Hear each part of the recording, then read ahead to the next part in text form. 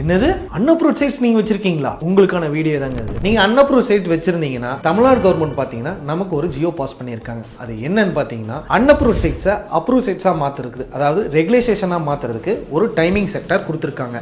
அது எப்போன்னு பாத்தீங்கன்னா ஜூலை 1, 2025 இருந்து 30/6/2026 வரைக்குமே நமக்கு இந்த ஆப்ஷன் கொடுத்துருக்காங்க.